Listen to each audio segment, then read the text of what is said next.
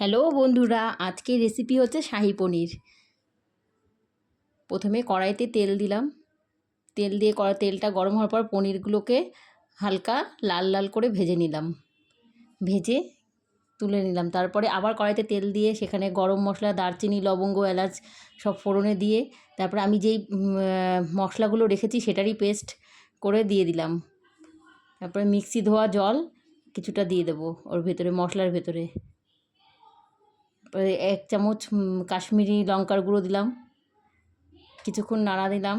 নাড়া দেওয়ার পরে যখন হালকা ব্রাউন কালার হয়ে আসবে তখন তার মধ্যে আমি একটু চিনি দিয়ে দেবো, যাতে কালারটা আরেকটু ভালো আসে। কিছুক্ষণ নাড়াচাড়া দেওয়ার পরে আমি তার মধ্যে 1 কাপ দুধ দিয়ে দিলাম। দুধ দেওয়ার পরে কিছুক্ষণ আবার নাড়াচাড়া করলাম। তারপরে ঢাকা দিয়ে ঢেকে দিলাম কিছুক্ষণ। ঢাকাটা তুলে দেওয়ার পরে পনিরগুলোকে গরম জলে ভিজিয়েছিলাম, সেই গরম জল সহ পনিরটা দিয়ে দিলাম। দিয়ে দেওয়ার পরে কিছুক্ষণ আবার নাড়াচাড়া করলাম।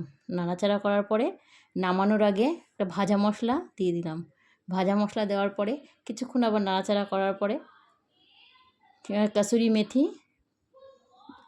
অল্প একটু কসুরি মেথি ডলে তার পনিরের মধ্যে দিয়ে দিলাম। দিয়ে তারপরে গ্যাসটা বন্ধ করে ঢাকা দিয়ে রাখলাম।